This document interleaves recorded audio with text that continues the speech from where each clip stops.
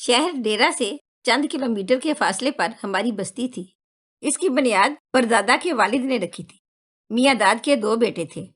جب وہ جوان ہوئے اور ان کی شادیاں ہو گئیں تو باپ نے ان کے لیے 2 گھروں کی تعمیر کرا دی۔ اب اس ویرانے میں 1 سے 3 گھر بن گئے۔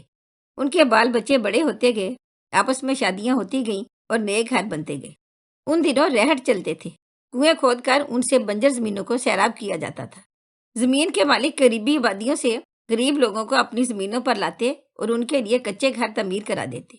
ان سے کاشتکاری کا کام لیتے، فصلوں کی پیداوار میں شراکت دار بھی بنا لیتے۔ یوں کئی کنبوں کے روزگار کا وسیلہ بن جاتا۔ بے گھر لوگ جن کی زمینوں پر مفت رہائش حاصل کرتے اور کاشتکاری کرتے انہیں وہ مزارع کہتے۔ جن کو 2-4 بیگھے ان کی خدمات کے صلے میں بخش دیے جاتے وہ کسان کہلانے لگتے۔ تیسری نسل کے جوان ہونے تک یہ بستی میاں آباد کہلانے لگی، اور میرے دادا نے گورنمنٹ کو تھوڑی سی زمین عنایت کر کے 2 اسکول منظور کروا لیے، ایک لڑکیوں کے لیے، دوسرا لڑکوں کے لیے۔ جس آبادی تک تعلیم کے قدم پہنچ جائیں وہاں کے مکین تیزی سے ترقی کرنے لگتے ہیں۔ ہم نے بھی ان دیہاتی اسکولوں سے تعلیم حاصل کی اور پھر کالج میں پڑھنے کے لیے قریبی شہر جانے لگے۔ میرے والد علاقے کے بڑے زمیندار تھے، کیونکہ ارد گرد کی بنجر زمین بھی جن کے مالکان دوسرے لوگ تھے آباد ہو گئی تھی۔ گویا اب ہم ویرانے کے مکین نہ رہے تھے، بلکہ دوسرے زمینداروں کی زمینوں کی سرحدیں ہماری زمینوں سے ملی ہوئی تھی، اور نہری نظام بھی یہاں تک آ گیا تھا۔ شکر کے بیلوں سے ہل چلانے کے زمانے رخصت ہو گئے، ان کی جگہ ٹریکٹر ٹرالیوں نے لے لی۔ پیداوار میں دگنا چگنا اضافہ ہونے لگا اور دولت کی ریل پیل ہو گئی۔ ہماری بستی کی خصوصیت یہ تھی کہ دادا جان کی ساری نسل پڑھ لکھ گئی تھی، تاہم انہوں نے اپنی زمین پر صرف بازاروں کے علاوہ کسی غیر کو گھر تعمیر کرنے کی اجازت نہ دی۔ اس کی وجہ یہ تھی کہ غیروں کو اپنے گھروں کے قریب پھٹکنے دینا نہ چاہتے تھے، اور نہ غیروں کا داخلہ اپنی برادری میں برداشت کرتے۔ اسی وجہ سے بچوں کے رشتے بھی آپس میں طے کیے جاتے۔ اگر کسی لڑکی کا رشتہ خاندان میں موجود نہ ہوتا تو وہ کنواری رہ جاتی۔ میرے والد، تایا اور چچاؤں کی زمینیں مشترکہ تھیں، سب ساتھ رہتے تھے، فصلیں ایک جگہ اترتیں اور سب مل کر فصل کو تقسیم کر لیتے تھے۔ اسی اتفاق کی وجہ سے برادری سسٹم مضبوط تھا اور کوئی دشمن ٹیڑھی آنکھ سے دیکھنے کی جرت نہ کر سکتا تھا۔ میرے والد برادری کے بڑے تھے، خاندان کا ہر تنازع ان کے حضور پیش کیا جاتا۔ وہ جو فیصلہ کرتے سب کو قبول کرنا پڑتا تھا، ورنہ فیصلہ قبول نہ کرنے کی صورت میں در بدر زمین بدری اور گھر بدری کی سزا دی جاتی۔ ہمارے والد اور ان کے بھائیوں کی حویلی کے گرد جو 4 دیواری تھی، اس کے اندر اتنی جگہ تھی کہ ہر گھر 1 سے 2 بیگھے میں بنا ہوا تھا، لیکن اس وسیع احاطے میں 15 گھروں کے درمیان کوئی دیوار نہ تھی۔ سبھی گھر اپنے بھائی بہنوں کے تھے، پردے کا مسئلہ نہ تھا، سبھی ایک دوسرے کے دکھ سکھ کے ساتھی تھے۔ گویا اس حویلی میں اپنی دنیا آباد تھی۔ بچے اپنے اپنے گھروں کے آگے کھلے آنگن میں کرکٹ اور فٹ بال کھیلتے تھے، اور بچیاں درختوں کے مضبوط گدوں میں رسیوں سے بندھے جھولوں پر پینگے لیتی تھیں۔ ابو اور ان کے بھائیوں کے حصے میں زیادہ زمین آئی تھی، جس کی وجہ سے ان کی حیثیت برادری میں زیادہ معتبر تھی۔ یہاں ہر گھر اپنے مکینوں کی حیثیت کے مطابق تعمیر کیا گیا تھا۔ ہمارے احاطے کا سب سے کم حیثیت گھرانہ معاشی لحاظ سے مقبول چچا کا تھا۔ یہ میرے والد کے چچا زاد تھے۔ ان کی بیٹی کا نام رحیلہ تھا۔ وہ میری ہم عمر تھی۔ بچپن میں ہم ساتھ اسکول جایا کرتے تھے۔ رحیلہ کو پڑھائی سے دلچسپی نہ تھی، سو اس نے بمشکل 5ویں تک پڑھا اور گھر بیٹھ گئی۔ جب میں نے مڈل پاس کیا تو بابا جان نے میرے لیے ایک استانی کا بندوبست کر دیا، جو قریبی شہر سے روز شام کو 2 گھنٹے پڑھانے آتی تھی۔ اس کو لانے اور لے جانے کا انتظام ہمارا تھا۔ کیونکہ رحیلہ نے پڑھائی میں دلچسپی نہ لی، اس کے والد نے اسے آگے پڑھانے کے لیے اس قسم کا کوئی تردد نہ کیا۔ رحیلہ کی شکل و صورت عام تھی اور اس کی تربیت میں بھی چچی نے لاپرواہی برتی تھی، اسی لیے ہماری قیام گاہ کے احاطے میں اور احاطے سے الگ برادری کے اندر بھی کسی گھرانے میں اس کا رشتہ نہ ہو سکا۔ رحیلہ کی طبیعت عجیب اور مزاج الگ تھا، وہ ساری لڑکیوں سے مختلف تھی۔ اس کی ماں کو بھی کبھی یہ خیال نہ آیا کہ دوسرے لوگ اس کی بیٹی کے بارے میں کیا سوچتے ہوں گے۔ وہ اکثر کھانے کے وقت ہمارے گھر آ کر بیٹھ جاتی اور کھانا کھانے لگتی۔ والدہ تو برا نہ مناتی، مگر ہمارے احاطے کی لڑکیوں کا ایسا طور طریقہ بالکل نہ تھا۔ وہ بہت باتونی تھی اور اکثر بغیر سوچے سمجھے بول پڑتی، عجیب و غریب باتیں منہ سے نکال دیتی۔ ہم تو اپنے تھے، کچھ نہ کہتے اور چپ ہو جاتے، لیکن احساس ہوتا کہ یہ کہیں ہمارے خاندان کی ناک نہ کٹوا دے۔ چچا جان نے اپنی کافی زمین ایک دوسرے چچا زاد کو فروخت کر دی، کیونکہ چچی کی فرمائشیں رکتی نہ تھیں کبھی وہ سیر و تفریح کے لیے دوسرے ممالک کی سوچتے اور کبھی ہر سال نئی گاڑی کا ماڈل بدلنے کی آرزو پوری کرتے۔ ان کے لڑکے بھی اسی طرح فضول خرچ تھے اور باپ کی دولت سے روز شاپنگ کر کے پیسہ اڑا دیتے تھے۔ جو انسان کفایت شعاری کا اصول بھلا کر اپنی خواہشوں کا غلام بن جائے وہ بالآخر تہی دامن رہ جاتا ہے، اور اگر آمدنی کو بڑھانے کی فکر نہ کی جائے تو قارون کا خزانہ بھی خالی ہو جاتا ہے۔ رحیلہ کے والد نے اپنی زمینوں کی کاشت پر توجہ نہ دی اور اخراجات بڑھاتے رہے، یہاں تک کہ خاندان کے سب سے کمزور ذمہ دار بن گئے۔ زمین سے عزت تھی، جس نے زمین کو ماں جیسی عزت نہ دی اس کا یتیم ہونا لازم تھا۔ جب چچا مقبول مالی لحاظ سے خاصے کمزور ہو گئے تو خاندان والوں نے ان پر توجہ دینا چھوڑ دی۔ رحیلہ کے رشتے کا مسئلہ بنا۔ اس کے والدین کو فکر ہوئی کہ امیر گھرانوں کے لڑکوں میں سے کسی سے رشتہ ہو، مگر امیر رشتہ دار ان کے بارے میں نہیں سوچتے تھے۔ چچا مقبول کے ایک دوست ملک اسحاق سے انہوں نے اپنی اس مشکل کا تذکرہ کیا۔ ملک اسحاق ہمارے ایک پڑوسی ذمہ دار تھے اور ان کی فیملی کا ہمارے یہاں آنا جانا تھا۔ وہ خوشی غمی میں شریک ہوتے تھے۔ ملک اسحاق نے بیوی سے ذکر کیا۔ اس نے کہا کہ تمہارا بھتیجا اور میرا بھانجا انعام ابھی غیر شادی شدہ ہے اور وہ لوگ بڑے ذمہ دار ہیں۔ انعام کے لیے کسی ذمہ دار گھرانے سے لڑکی بیاہ کر لانا چاہتے ہیں۔ اپنے خاندان میں انعام کو کوئی لڑکی پسند نہیں آ رہی۔ میں باجی سے ذکر کروں گی اور ان کو مقبول بھائی کے گھر لے جا کر رحیلہ کو دکھا دوں گی۔ لڑکی پسند آئی تو رشتہ کرا دوں گی۔ اسحاق نے مقبول چچا سے ذکر کیا، اگر تم کو غیر برادری میں رشتہ کرنا قبول ہے تو میں اپنی سالی کو تمہارے گھر لاؤں گا۔ میری بیوی آپ کی بیگم سے ان کو ملوا دے گی۔ مقبول چچا نے کہا، مجھے منظور ہے، آپ ان لوگوں کو لائیے۔ جب میری بیٹی کا رشتہ نہیں لے رہے تو لڑکی کو غیر برادری میں بہانا ہوگا۔ اس سلسلے میں مقبول چچا والد کے پاس آئے اور مشورہ مانگا۔ بابا جان نے کہا، بھائی مقبول، ملک اسحاق کو جانتا ہوں، بہت بڑا ذمہ دار ہے، اچھا انسان بھی ہے۔ اس کا بھتیجا بھی دیکھا ہے، قبول صورت اور تعلیم یافتہ ہے، وہ لڑکا ہر لحاظ سے ٹھیک ہے، لیکن ان کی ذات ہمارے ہم پلہ نہیں ہے۔ غیر لوگوں میں رشتہ کرو گے تو اپنوں سے کٹ جاؤ گے۔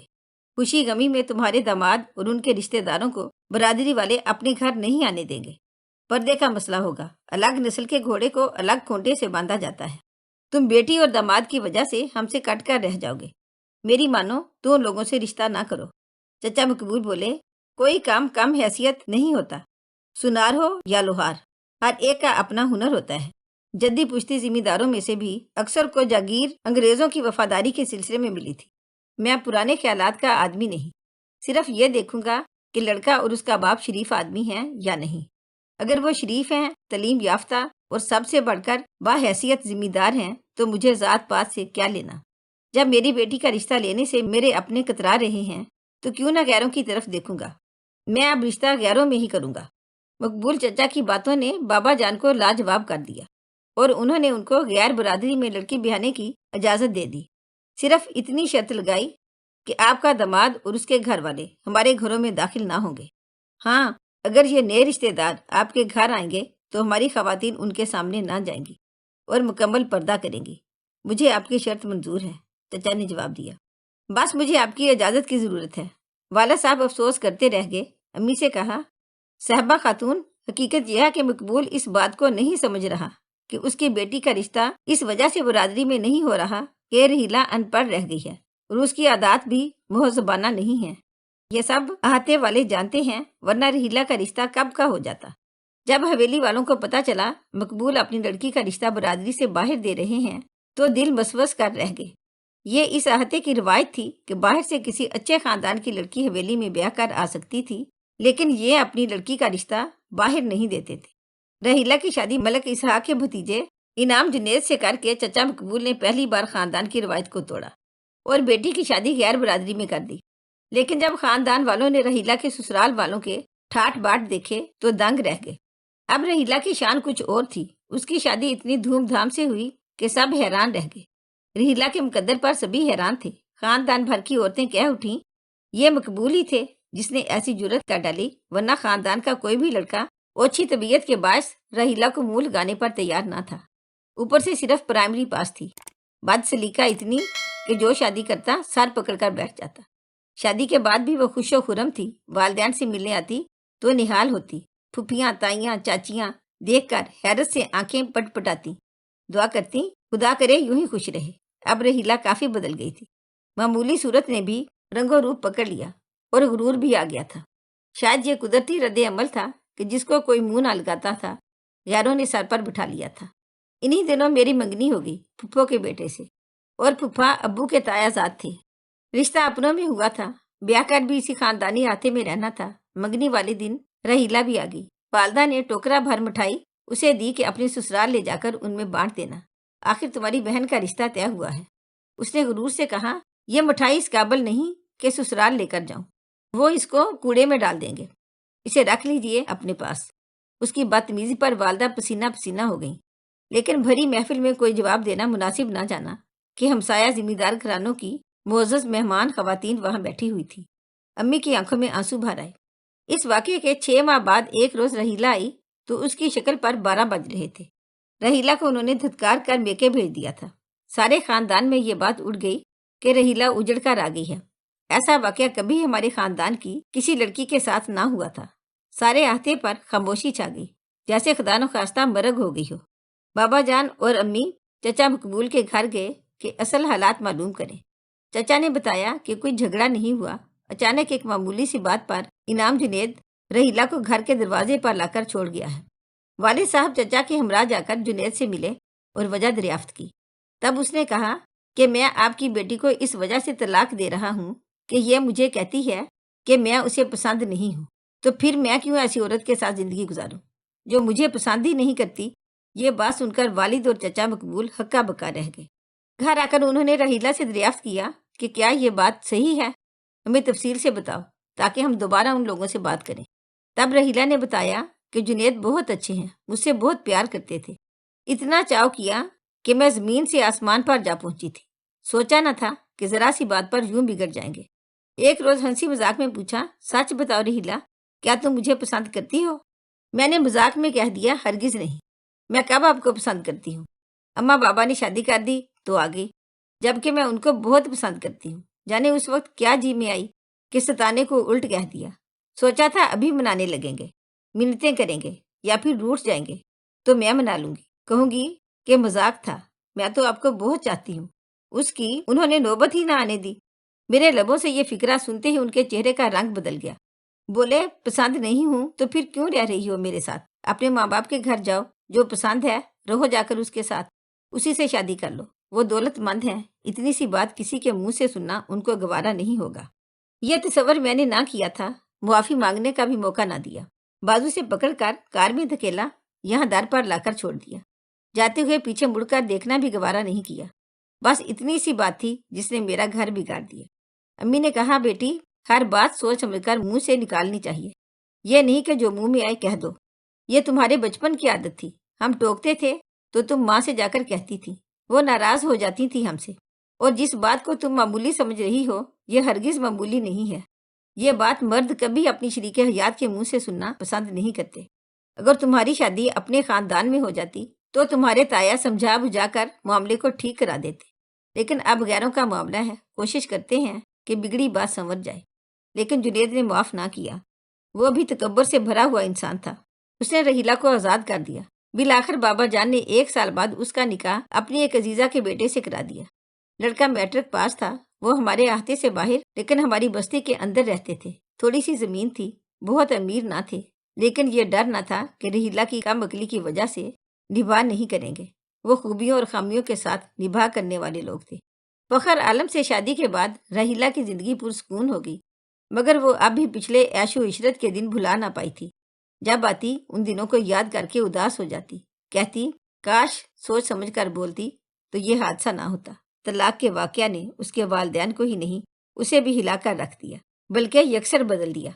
اب وہ ہر بات سوچ سمجھ کر کرتی ہے، ورنہ زیادہ تر خاموش ہی رہتی ہے۔ اگر آپ کو ہماری آج کی کہانی اچھی لگی ہو تو پلیز اسے لائک کریں، شیئر کریں، اور مزید اچھی ویڈیو کے لیے ہمارے چینل کو سبسکرائب کریں۔ شکریہ۔